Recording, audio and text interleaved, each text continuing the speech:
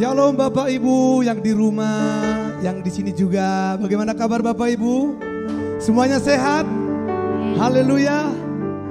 Kalau sehat semua katakan haleluya. Aku sehat karena Tuhan Yesus baik. Haleluya. Kita akan sama-sama mulai ibadah kita karena kita semua sehat dan sukacita.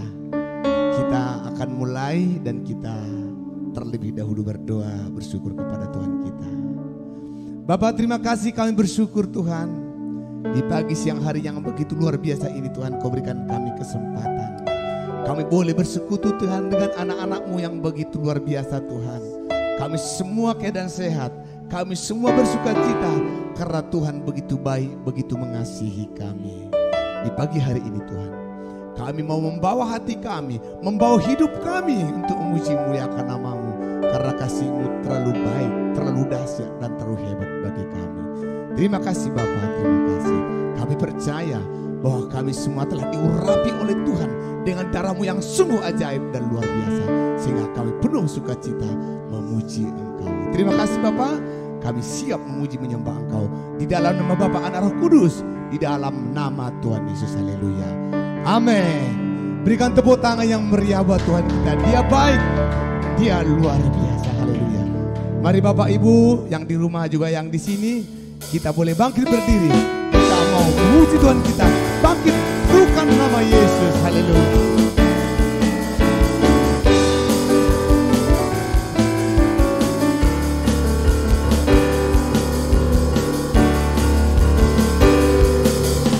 Bangkit serukan nama Yesus. Mari maju. Nyatakan kuasanya. Kita buat iblis gemetar. Kalahkan tipu dayanya dengan kuasa namanya. Sekali katakan bangkit. Bangkit serukan nama Yesus. Maju nyatakan kuasanya.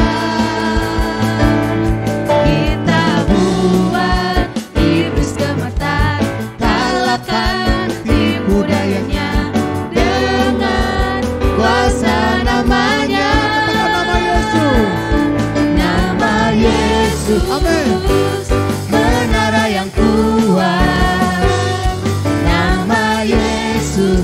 Kota benteng yang teguh. Amin. Nama Yesus. Kalahkan semua musuh.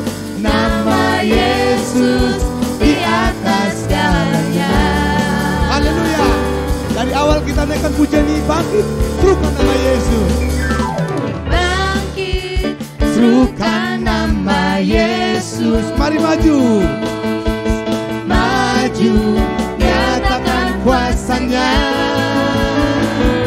Kita buat iblis gemetar. Kalahkan tipu dayanya dengan kuasa namanya. Sama-sama. Nama Yesus, menara yang kuat. Nama Yesus, kota benteng yang teguh.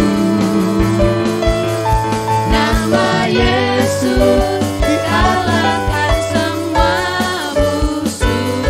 Nama Yesus, di atas segalanya. Musik tetap muji Tuhan. Haleluya. Saudara telah berkemenangan karena Yesus kita bangkit mengalahkan segala musuh saudara dan saya. Amin. Haleluya. Lebih semangat lagi memuji Tuhan kita. Haleluya.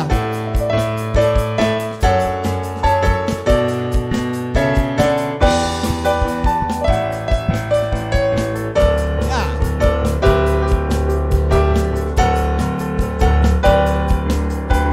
Bangkit, serukan nama Yesus.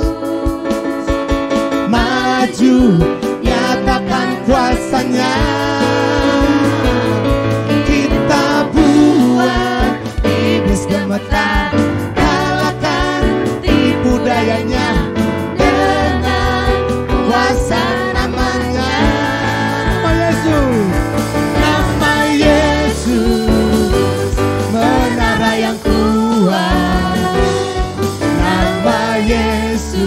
kota benteng yang teguh.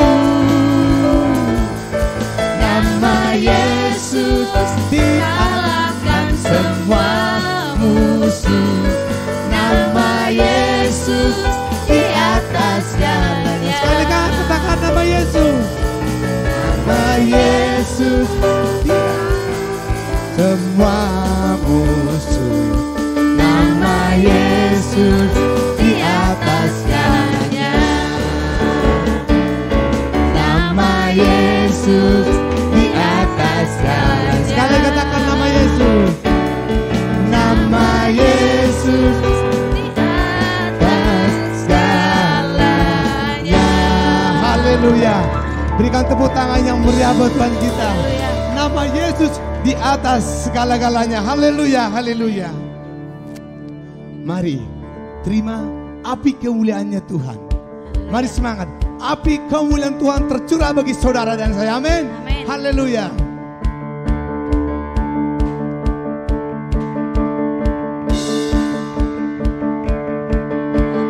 Kemuliaannya tercurah dari surga, penuhi kami semua.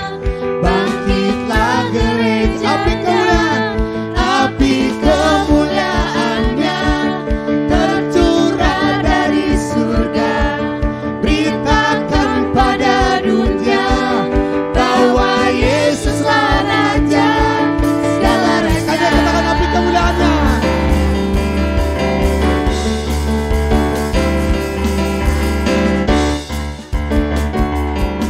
Api kemuliaannya tercurah dari surga, penuhi kami semua. Bangkitlah gerejanya, api kemuliaannya tercurah dari surga. Beritakan pada dunia bahwa Yesuslah Raja segala raja.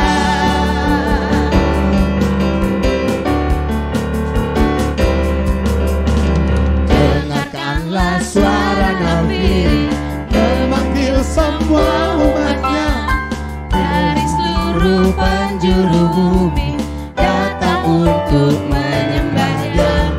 Dengarkanlah suara nabi memanggil semua umatnya. Gereja Tuhan bersatu kini mengangkat tinggi panjangnya. Siap maju jangan lelah. Yesus panglima kita, gunakan semua senjata Allah dalam kuasa Roh Kudus. Api kemuliaannya tercurah dari surga, penuhi kami semua. Bangkitlah gerejanya, api kemuliaannya tercurah dari surga. Beritakan pada dunia bahwa Yesuslah Raja segala raja.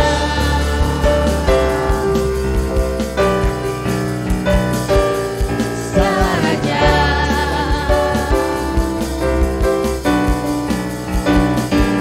Segala raja.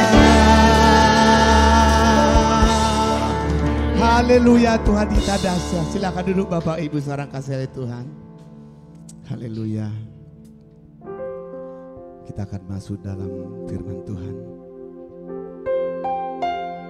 Kami mau Tuhan lebih lagi meninggikan Engkau. Kami mau lagi ya Bapa memuji Engkau Yesus. Karena Engkaulah yang terindah, termulia, teragung ya Bapa. Kami bersyukur buat kebaikan. Haleluya.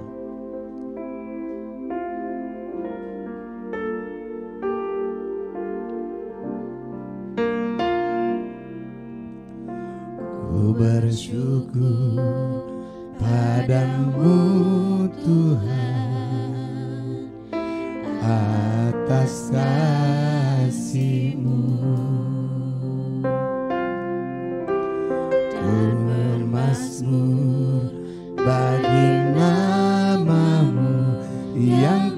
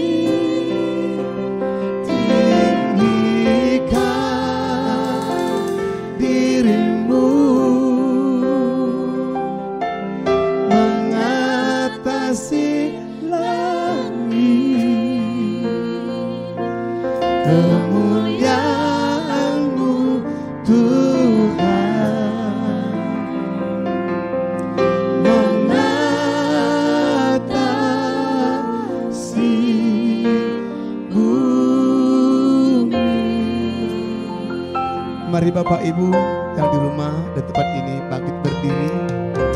Kita angkat pujian dari awal. Haleluya. Kita bersyukur pada Tuhan. Haleluya. Padamu Tuhan, atas kasih-Mu dan bermazmur bagi nama-Mu yang kudus.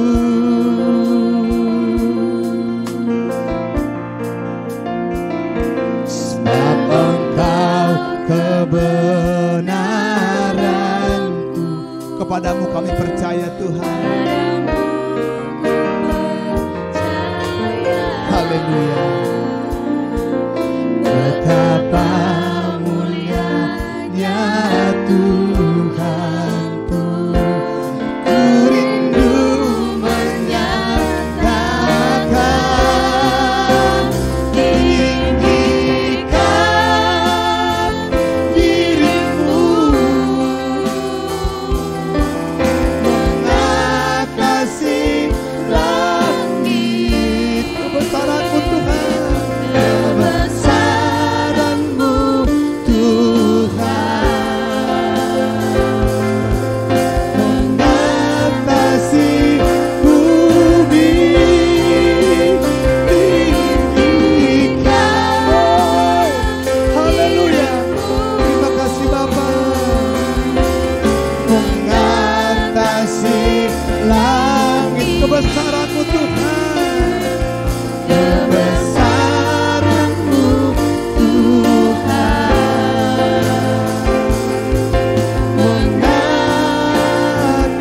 mengatasi bumi. Haleluya. Haleluya. Saya mau berdoa. Bapak, terima kasih Tuhan. Kebesaran-Mu, kemuliaan-Mu telah turun atas kami. Engkau luar biasa Bapak.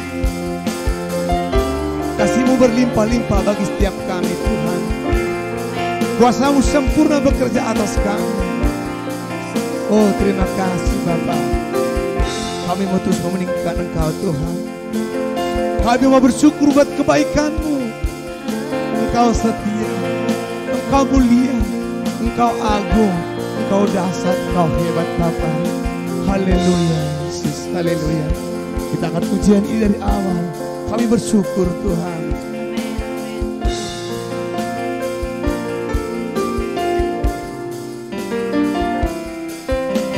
Ku bersyukur padamu Tuhan, atas kasih-Mu Dan bermazmur bagi-Mu Tuhan. dan bermazmur bagi nama-Mu yang kudus.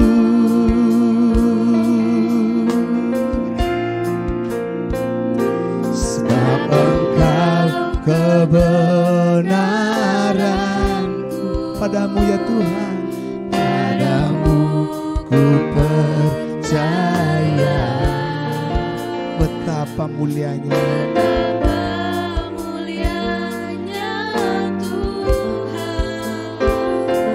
Ku rindu menyatakan tinggikan diri-Mu, mengatasi langit. Kebesaran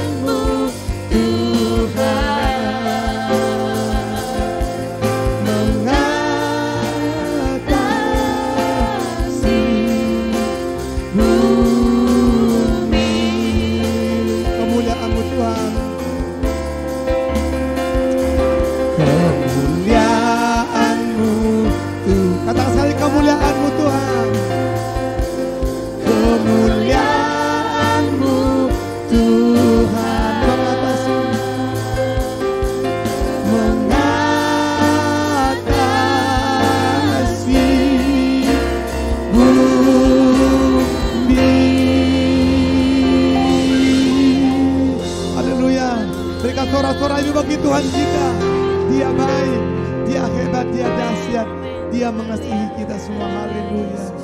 Haleluya.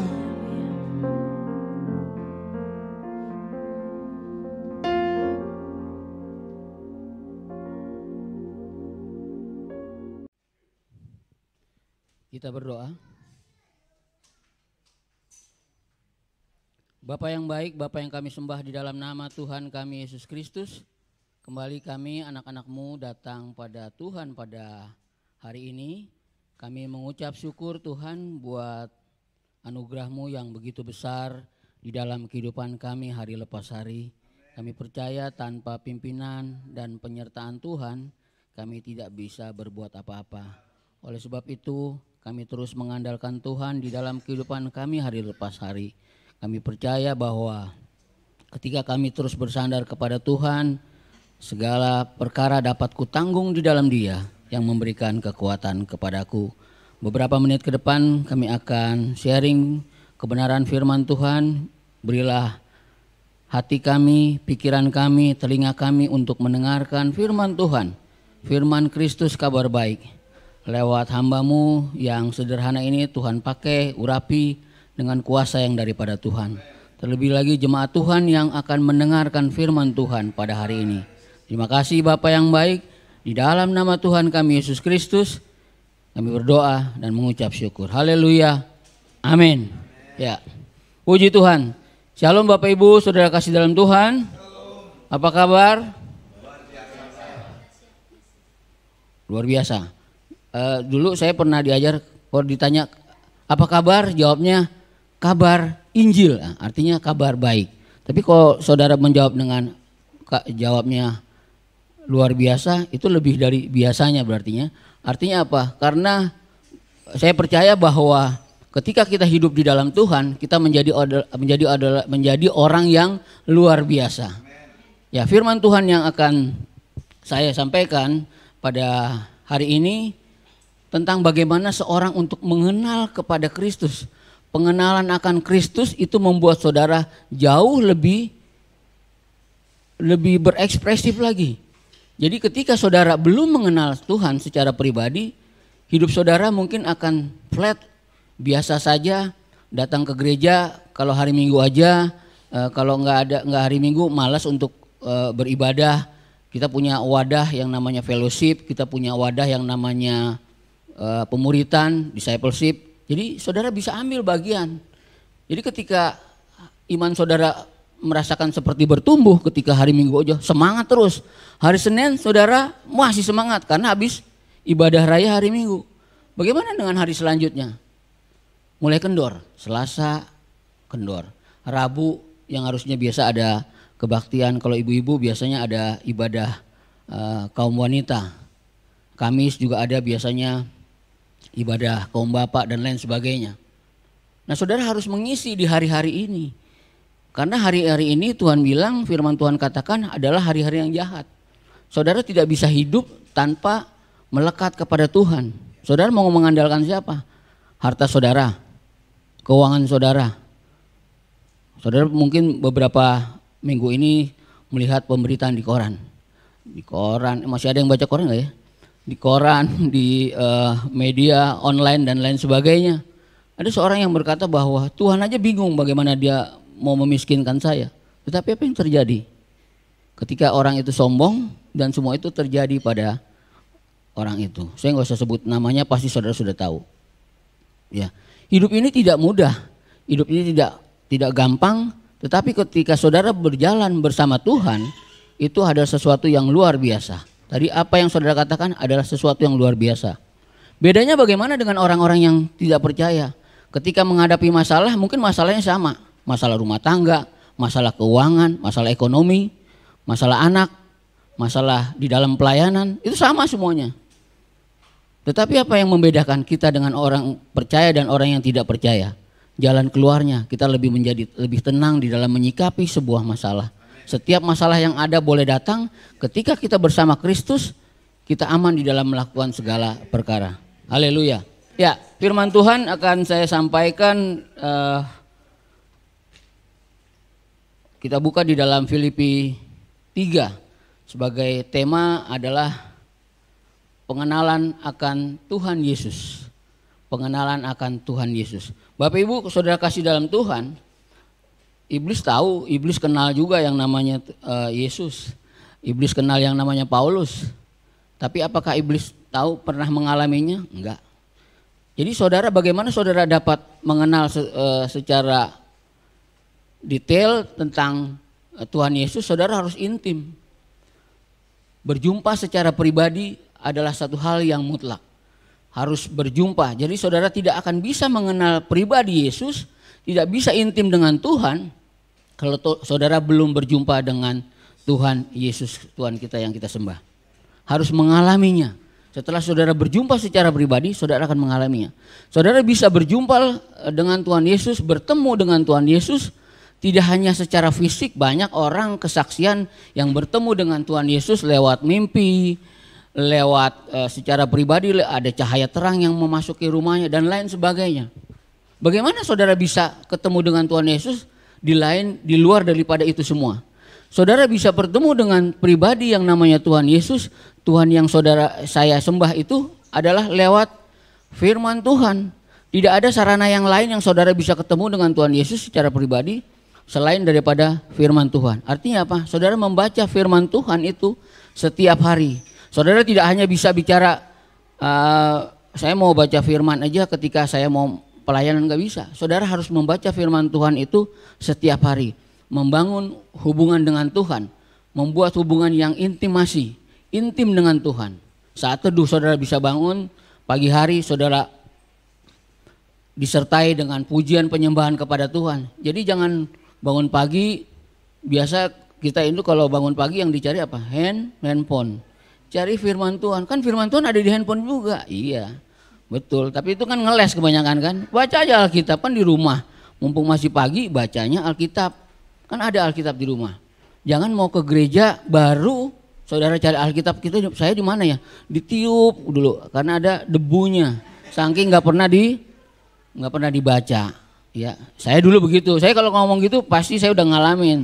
Nggak pernah dibaca. Makanya Alkitab saya masih bagus-bagus, masih mulus.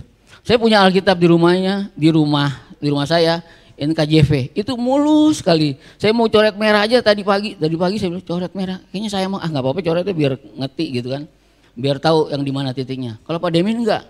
Pak Demin itu Alkitab NKJV-nya baru juga. Sekarang udah udah kelihatan tahu. Karena apa? Saya tahu bahwa orang yang Alkitabnya berantakan kayak saya gini nih, udah ada coretan merah-merah, ada stiker-stiker. Ini artinya menandakan orang itu sering baca firman. Nggak apa-apa lah memuji Tuhan, memuji diri sendiri nggak apa-apa, ya kan?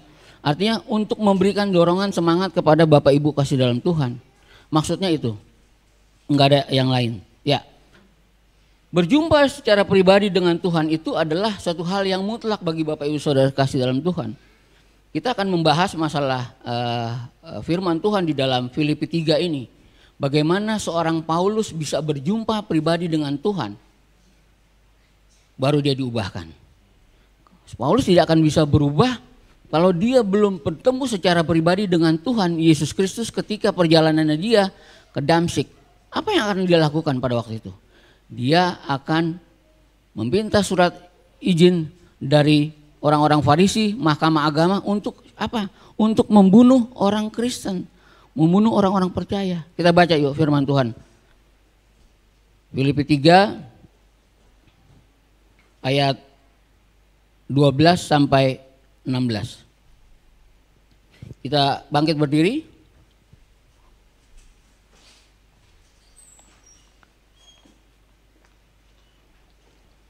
Ya, 3, 2, 1. Bukan seolah-olah aku telah memperoleh hal ini atau telah sempurna, melainkan mengejarnya kalau aku dapat menangkap. Karena aku pun telah diangkat oleh Kristus. 13. Aku sendiri tidak menganggap bahwa aku telah menangkapnya, tetapi ini yang kulakukan. Aku melupakan apa yang telah di belakangku dan mengarahkan diri kepada apa yang di hadapanku. Selanjutnya sampai ayat 16. Dan berlari-lari kepada tujuan untuk memperoleh hadiah, yaitu panggilan surgawi dari Allah dalam Kristus Yesus. Karena itu maka kita yang sempurna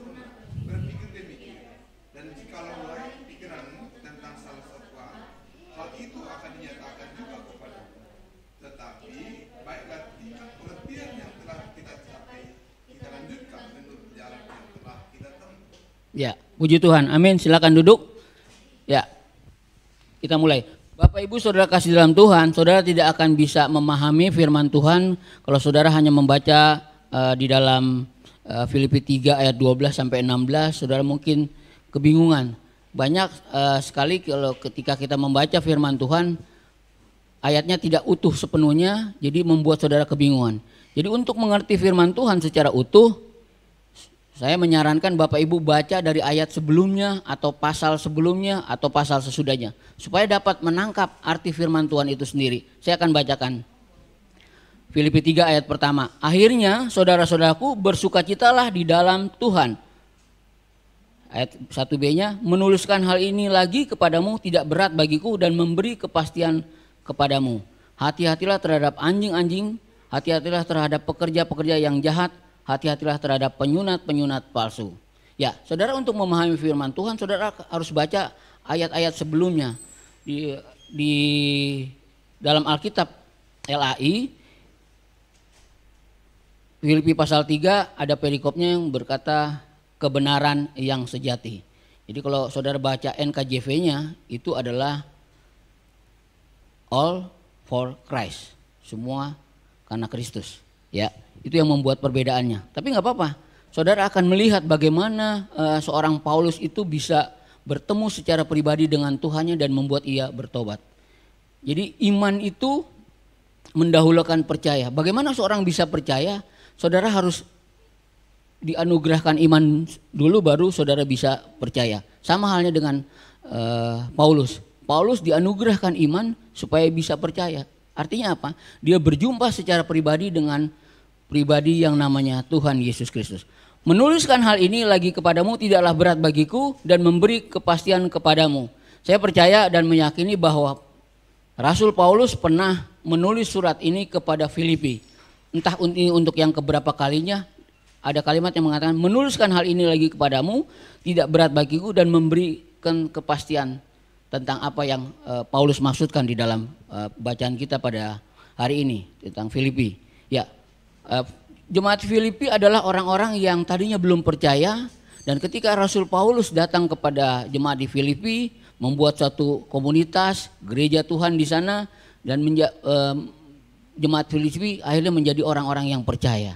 Makanya kalau kita baca di dalam Filipi 2 ya, ayat yang sering terjadi perdebatan tentang firman Tuhan adalah, yang terkenal adalah Filipi 2 ayat 12 tentang keselamatan. Kerjakanlah keselamatanmu dengan takut dan gentar. Saya akan ulangi lagi. Tetaplah kerjakan keselamatanmu, Filipi 2 ayat 12. Hai saudara-saudara yang kekasih, kamu senantiasa taat, karena itu tetaplah kerjakan keselamatanmu dan dengan takut dan gentar, bukan seperti waktu aku masih hadir, tetapi terlebih pula sekarang waktu aku tidak hadir. Ya, itu kan masih koma. Saya selalu berulang-ulang mengatakan itu masih koma. Ayat 13-nya berkata, karena Allah lah yang mengerjakan keselamatan, mengerjakan di dalam kamu baik kemauan maupun pekerjaan menurut kerelaannya. Amin. Jadi karya keselamatan itu bukan karya saudara, tetapi pekerjaan Roh Kudus yang bertahta di dalam saudara. Karya keselamatan itu karya Tuhan. Jadi kalau saudara baca di ayat 12-nya aja, seolah-olah kerjakan keselamatan itu membuat saudara akan semakin bingung. Sementara di Efesus 2:8-9, keselamatan itu karena anugerah. Tidak ada andil manusia sedikit pun, apalagi free will manusia sedikit pun tidak ada. Tetapi di dalam Filipi 2 ayat 12, kerjakanlah keselamatanmu dengan takut dan gentar. Nah, seolah-olah kita membuat pekerjaan seolah-olah jemaat di Filipi pada waktu itu belum selamat. Sesungguhnya jemaat Filipi pada waktu itu adalah sudah selamat.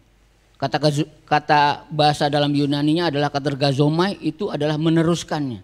Mengerjakannya itu adalah meneruskannya. Jadi apa? Apa yang dikatakan Rasul Paulus itu adalah sudah benar, bahwa keselamatan itu karena anugerah. Rasul Paulus ada rasul yang sangat terkenal, dia menulis hampir seluruh sebagian daripada firman Tuhan di dalam Perjanjian Baru.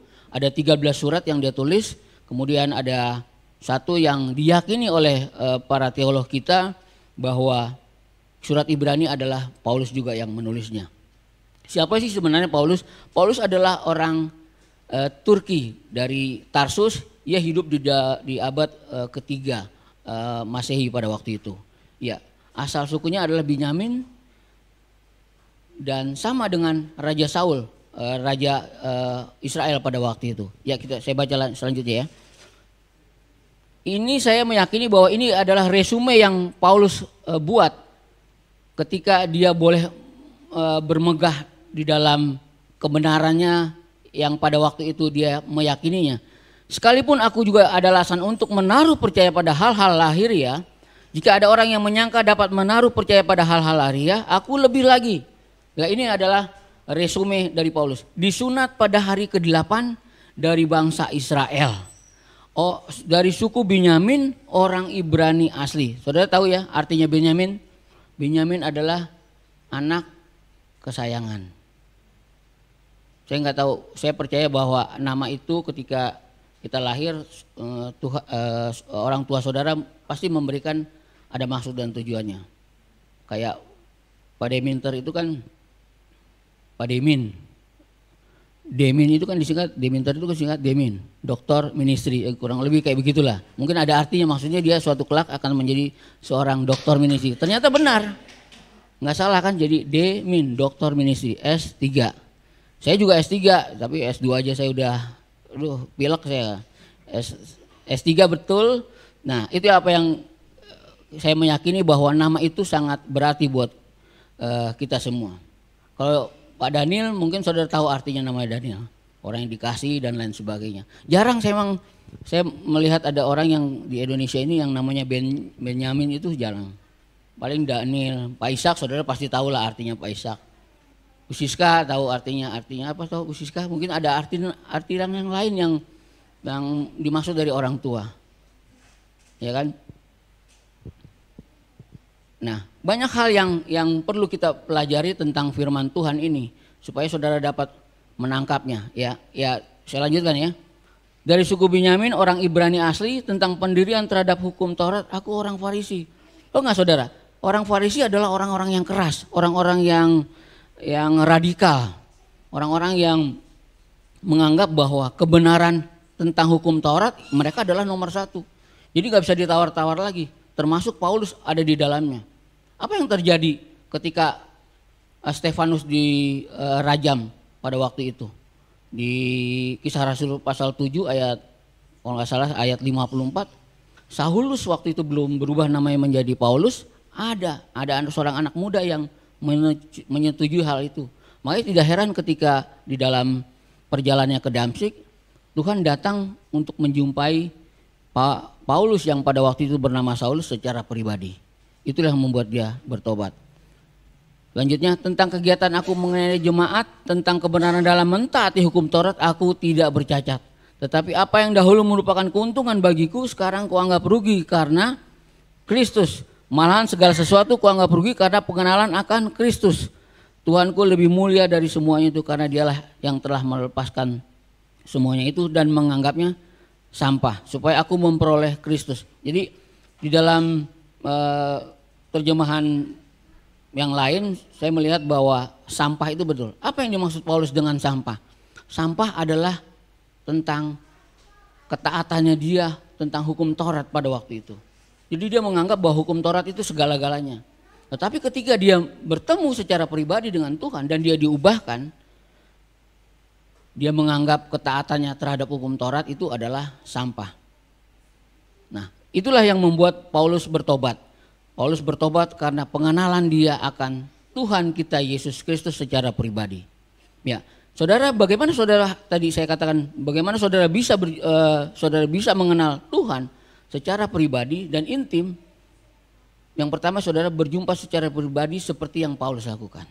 Tadi saya sudah katakan, berjumpa secara pribadi Tuhan, ada orang yang punya kesaksian lewat cahaya, lewat datang mimpi dan lain sebagainya. Tapi kebenaran firman Tuhan tidak bisa disanggah lagi. Saudara bisa menemukan pribadi Yesus lewat firman Tuhan, lewat Alkitab yang saudara punya. Ya. Yang kedua, ketika saudara sudah berjumpa dengan Tuhan kita Yesus Kristus secara pribadi, Apa yang saudara lakukan? Melupakan apa yang di belakang dan mengarahkan kepada Kristus.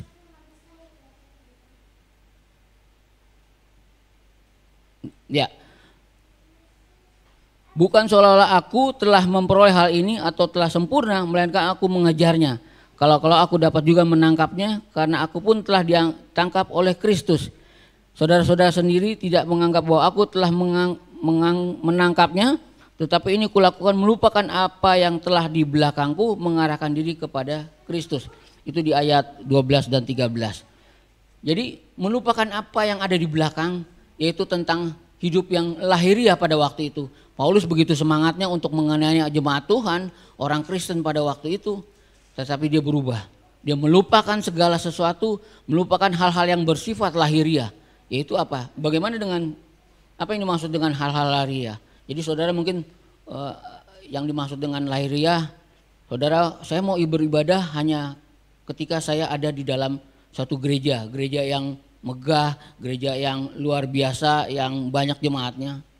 Itu yang dimaksud dengan hal-hal lahiriah. Salah satu contohnya seperti itu. Saudara bisa beribadah dimanapun saudara mau. Tapi yang terpenting adalah saudara punya hubungan yang intim dengan Tuhan.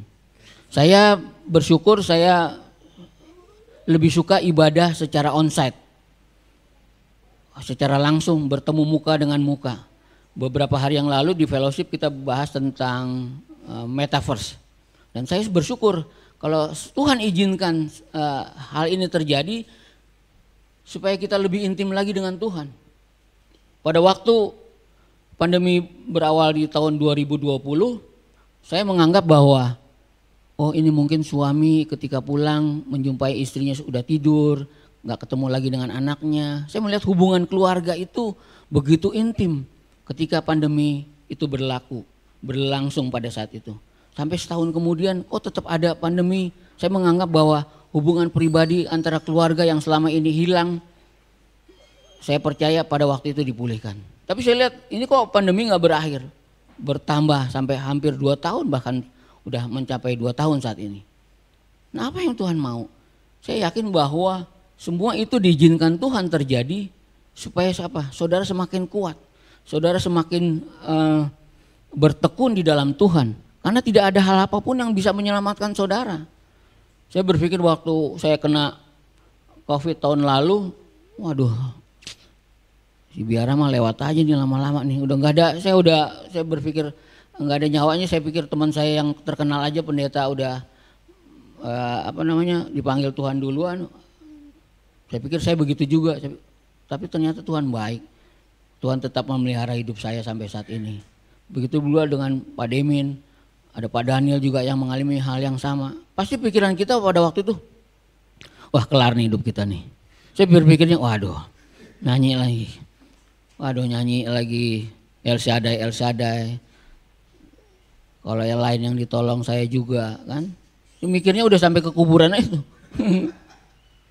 Iya jujur, saya nggak bisa baca firman Tuhan, saya nggak bisa baca Alkitab karena megang handphone aja saya sampai gemeter, sampai salah-salah mau ngetik apa, mau bilang terima kasih aja nggak bisa.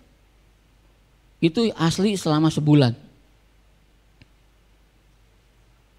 Waktu itu pernah saya dapat kiriman makanan dari salah seorang teman saya. Saya pikir Pak Biara maunya makan apa? Waktu itu kan makanan apapun yang enaknya pasti rasa nggak enak karena mulutnya itu nggak berasa, ya kan? Tapi saya kuatin istri saya. Di saat itu saya masih bisa ngomong sama istri saya, jangan takut mah, rasa itu tetap ada sama kamu. Ya gitu. Saya maksudnya memberi penghiburan istri saya. Karena saya jujur, saya pada waktu itu mau dirujuk ke rumah sakit. Kalau di rumah sakit siapa yang mau bikinin air panas? Kan pasti orang sakit semua di situ kan, nggak bisa makan jeruk apa dan lain sebagainya. Nah, itu aja kesaksian supaya saudara kuat, saudara supaya bisa intim dengan Tuhan. Jadi mati itu bukan karena sakit, emang ada waktunya mati ya, biar ngumpet di kolong manapun, biar nggak ibadah secara onsite, mau mati aja, biar ngumpet di rumah tetap aja mati. Emang ada waktunya memang. Jadi bukan karena COVID bukan, karena emang ada waktunya. Ada yang udah kesaksian beberapa orang udah sebulan lebih sakit COVID, tapi masih hidup. Itulah dia, emang waktunya Tuhan. Jadi waktunya Tuhan itu berharga. buat saudara dan saya. Saya dikasih makanan, nah, sebentar saya cerita dulu sedikit. Saya pikir wah enaknya ada 3 tempat. Saya coba makan, wah mikir biar suka ini kali. Saya makan coba, wah ini B2 nih. Waduh B2 saya nggak bisa makan nih. Udah saya bilang sama istri, kirim ke Pak Demin aja, saya nggak bisa makan, kirim ke Pak Demin. Udah tahu nggak? Saya kirim ke Pak Demin sebentar. Singkat cerita digojekin, Pak Demin karena pala ini nggak bisa duduk begini nggak bisa. Saya bisanya tiduran di sofa, tiduran aja gitu. Pala itu maunya geletak.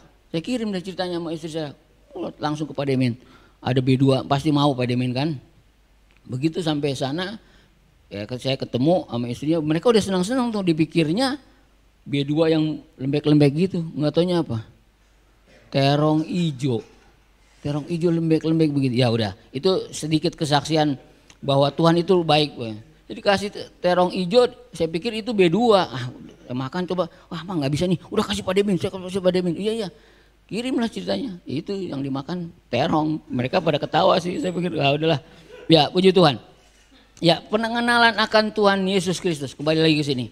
Melupakan apa yang ada di belakang, mengarahkan kepada Kristus. Saudara, ada masalah di dalam kehidupan rumah tangga saudara? Iya. Dalam keuangan saudara? Iya. Di dalam kehidupan saudara anak-anak yang mau sekolah, mau kuliah, ada masalah pasti. Dimanapun selama saudara masih nginjek kakinya di bumi, di Indonesia itu pasti ada masalah. Mau tahu nggak ada masalah di mana? Ya tadi anak usir kek di di Rawamangun gitu ada tempat peristirahatan terakhir itu. Jadi ketika saudara hidup pasti ada masalah. Ya, melupakan apa yang ada di belakang, mengarahkan kepada Kristus. Jadi pandangan saudara Kristus. Di dalam gereja ada masalah? Ada, banyak banget. Kok banyak banget sih? Ya karena teman saya curhat. Gereja sudah 27 tahun berdiri, itu bisa pecah. Maka doa saya lagi saat ini sedang fokus kepada kesatuan gereja Tuhan. Itu pelayanan, itu pecah. Gembalanya memutuskan untuk keluar dari gereja itu dengan membawa jemaatnya pindah ke satu tempat. Yang bertahan adalah yang punya rumah itu, yang rumahnya dijadiin tempat ibadah sampai saat ini. Dilala GBI pula lagi bermasalah. Keduanya dipanggil untuk didengar keterangannya. Saya nggak tahu apakah di GBI pusat atau di mana nggak tahu. Singkat cerita mereka terpisah. Karena apa? Karena keegoan mereka saya. Mereka hidup dipimpin roh, iya. Bicara tentang Roh Kudus, iya terus. Nah yang saya heran mereka itu salah satunya adalah intim dengan Tuhan. Bicara apa-apa, Roh Kudus bicara dengan saya. Saya kalau ada orang bicara seperti itu, Roh Kudus tadi ngomong sama saya konfirmasinya di Alkitab. Gak mungkin kan saya bicara kepada Andri, tadi Roh Kudus bicara sama saya, Andri, kamu harus jalan kaki dari sini sampai ke pos monumen. Kan gak mungkin kayak gitu. Wah Andri kamu harus naik angkot, jangan bayar. Kan gak mungkin Roh Kudus ngomong begitu seperti itu. Ngajar seperti itu dan bicara seperti itu. Nah itu terjadi di gereja Tuhan saat ini. Perpecahan gereja itu sering terjadi. Ya kita sudah beberapa tahun yang lalu mengalami hal-hal seperti itu. Tapi yang saya mau dan saya berpikir bahwa Tuhan sedang mendidik saudara dan saya. Supaya kita tetap bersandar kepada Tuhan. Apapun masalahnya. Makanya saya berpesan kepada jemaat di tempat teman saya itu. Saya bilang fokusnya jadi Tuhan. Fokusnya Yesus jangan yang lainnya. Saudara tidak perlu, jemaat tidak perlu mengingat-ingat lagi kesalahannya si A, si B, si C. Enggak perlu. Enggak perlu diomongin. Nanti fokusnya pelayanan berubah. Akhirnya apa pemberitaan firman Tuhannya? Saudara harus mengampuni. Karena Kristus sudah mengampuni kita lebih dahulu. Tapi di dalam prakteknya saudara nggak bisa melakukan itu. Akhirnya apa? Jadi batu sandungan.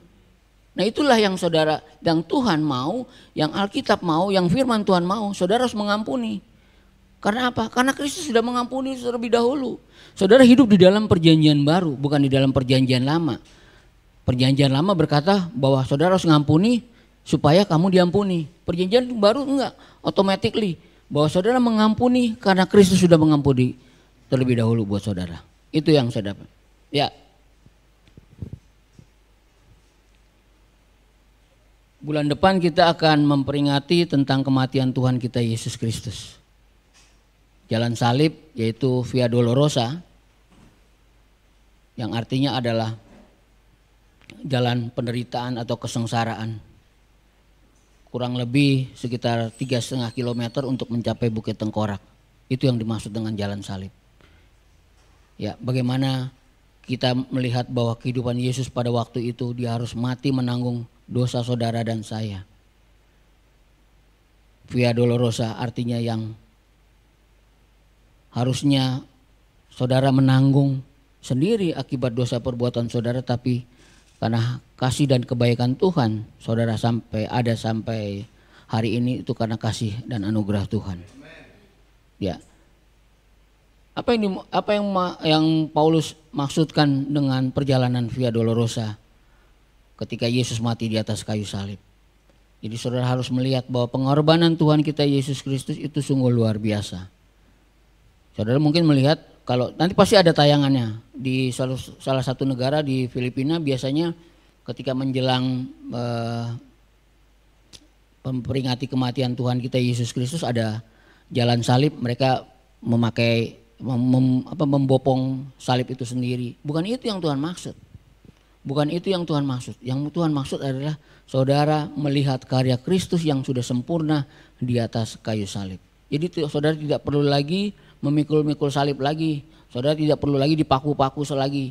Tetapi cukup perbuatan Kristus yang sudah menjamin keselamatan saudara dan saya. Bisa katakan amin? Ya, yang ketiga sebagai bagian terakhir, menjadi sempurna di ayat 15. Karena itu marilah kita yang sempurna berpikir demikian, dan jikalau pikiranmu tentang salah satu hal itu akan dinyatakan Allah juga kepadamu. Bapak Ibu Saudara kasih dalam Tuhan, ada ayat 15 yang mengatakan sempurna. Di dalam bahasa Inggrisnya di New King James artinya matur atau bahasa Inggrisnya adalah dewasa. Nah di ayat 12-nya tadi kalau saudara menyimak ada kata sempurna juga. Memakai kata bahasa yang sama,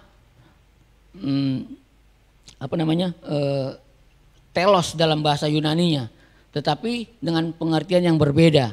Jadi di dalam ayat 12 dikatakan sempurna, NKJV-nya berkata perfect. Tetapi di dalam ayat 15-nya berkata ayat 5 sempurna itu matur, artinya dewasa. Ya tidak ada yang salah, tetapi pengertiannya jelas bahwa kita harus sempurna. Sempurna seperti apa? Sempurna seperti Kristus. Seperti Kristus. Kita buka coba di dalam Matius 5 ayat 48.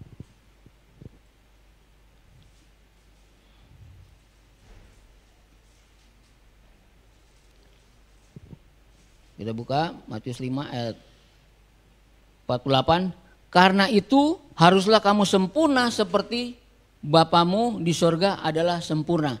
Saudara, ketika saudara membaca ayat ini jangan diartikan secara legalisme. Saudara jangan mengartikan ayat ini seolah-olah aku harus hidup sempurna. Jadi membuat saudara ada effort lagi, upaya saudara untuk melakukan hal-hal yang sebenarnya karya Kristus adalah karya yang sempurna.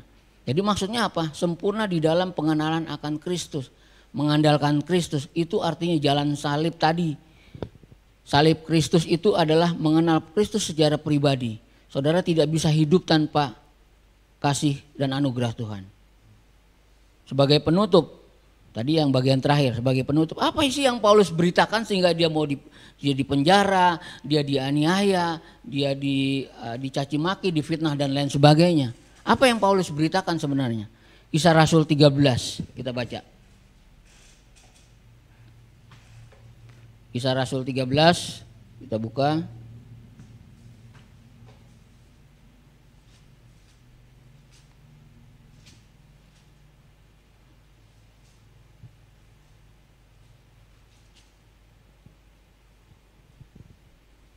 Ya, ayat 43. Demikian firman Tuhan. Setelah selesai ibadah, banyak orang Yahudi dan penganut-penganut agama Yahudi yang takut akan Allah mengikuti Paulus dan Barnabas, kedua rasul itu, mengajar mereka dan menasihati supaya mereka tetap hidup di dalam kasih karunia Allah. Ayat 44. Pada hari Sabat berikutnya datanglah hampir seluruh kota itu berkumpul untuk mendengarkan firman Allah. 45, akan tetapi ketika orang Yahudi melihat orang banyak itu, penuhlah mereka dengan iri hati dan sambil menghujat mereka membantah apa yang dikatakan Paulus. Jadi pemberitaan firman Tuhan yang Paulus lakukan adalah pemberitaan tentang kasih karunia Tuhan. Tidak ada yang lain, tidak ditambah perbuatan dan lain sebagainya. Pemberitaan firman Tuhan yang dilakukan Paulus adalah memberitakan kasih karunia Tuhan, hidup karena anugerah Tuhan. Lihat, saudara percaya bahwa Paulus ketika memberitakan firman Tuhan ada orang yang iri hati, orang yang menghujat dan berbantah-bantahan. Itu kenapa? Karena pemberitaan firman Tuhan. Ketika firman Tuhan itu disampaikan, saudara memberitakan kasih karunia, jangan heran kalau ada orang yang berbantah, yang gak setuju. Apa itu kasih karunia? Membuat orang mudah melakukan dosa. Justru sebaliknya, justru kasih karunia membuat orang bertobat dan percaya kepada Yesus sebagai Tuhan dan Juru Selamat. Kasih karunia tidak membuat saudara makin lagi intim dengan dosa, enggak. Kasih karunia membuat saudara mengenal Yesus secara pribadi dengan sempurna. Itu yang dimaksud dengan Paulus. Mungkin saudara saat ini enggak ada dilemparin batu seperti Paulus pada waktu itu. Saudara difitnah, dicaci maki dan lain sebagainya. Karena pemberitaan apa? Pemberitaan kabar baik, Injil kasih karunia Tuhan. Tidak ada yang dapat yang saudara lakukan selain memberitakan firman Tuhan. Dimanapun saudara berada, berikan kesaksian tentang kasih dan anugerah Tuhan. Yang membedakan kekristenan dengan agama lain adalah kasih karunia Tuhan. Bapa melalui anaknya Yesus Kristus datang kepada saudara. Agama berkata bahwa kita harus kudus dulu, kita harus suci dulu, kita harus benar dulu, kita harus layak dulu supaya Tuhan mengasihi kita. Tetapi kasih karunia Tuhan, kekristenan berkata bahwa anugerah Tuhan yang membuat kita dibenarkan. Kasih karunia Tuhan yang membuat kita dibenarkan. Tuhan Yesus memberkati kita semua. Kita tutup, kita berdoa. Bapa yang baik, hamba-Mu setelah selesai berbicara firman Kristus, kami percaya bahwa Roh Kudus, Roh yang menolong kami semua untuk dapat mengerti kebenaran firman Tuhan. Terima kasih Bapa yang baik. Buat kasih-Mu yang selalu ada di dalam kehidupan kami anak-anak-Mu. Berkati setiap kami yang mendengarkan firman Tuhan. Tuhan tolong kami karena kami tidak mampu mengerti akan firman Tuhan tanpa Roh Kudus yang akan menerangi hati kami. Berikanlah iluminasi itu terus pada kami setiap kami membaca kebenaran akan firman Tuhan. Terima kasih Bapa yang baik. Berdoa memberkati hamba-Mu Pastor Ivan Sitompul bersama istri, ketiga anaknya dengan jemaat yang digembalakan yang ada di Australia. Kami serahkan ke dalam tangan Tuhan. Kami percaya anugerah-Mu juga ada buat hamba-Mu ini. Banyak memenangkan jiwa untuk mengenal Yesus sebagai Tuhan dan Juru Selamat. Berkati juga setiap pelayan-pelayan Tuhan yang ada di sana. Biarlah kesatuan hati itu menjadi sesuatu yang penting buat hamba-hamba Tuhan untuk dapat melayani pekerjaan Tuhan. Terima kasih Bapak yang baik. Berkati hamba-Mu Bapak Daniel bersama Pak Ishak, bersama istri dan anak-anak mereka. Tuhan kami percaya, kami tahu bahwa Tuhan juga menolong buat setiap hamba-hamba Tuhan. Sebagai koordinator, sebagai wakil koordinator, Tuhan tolong di dalam pelayanannya.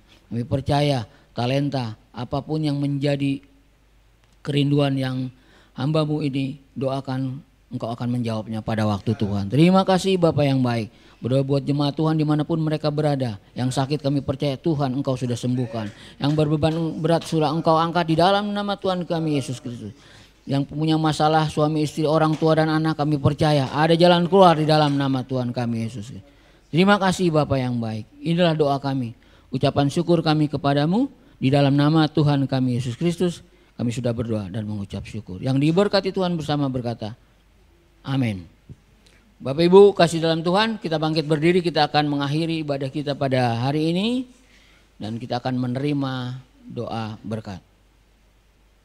Anugerah kekal dari Bapa di sorga, kasih karunia dari Tuhan kita Yesus Kristus, pertolongan pengurapan dari Roh Kudus, menyertai Bapak Ibu Saudara kasih dalam Tuhan, dimanapun berada saat ini, bahkan sampai selama-lamanya, Kristus menyertai kita. Yang diberkati Tuhan bersama berkata, amin. Shalom, Tuhan Yesus memberkati kita semua.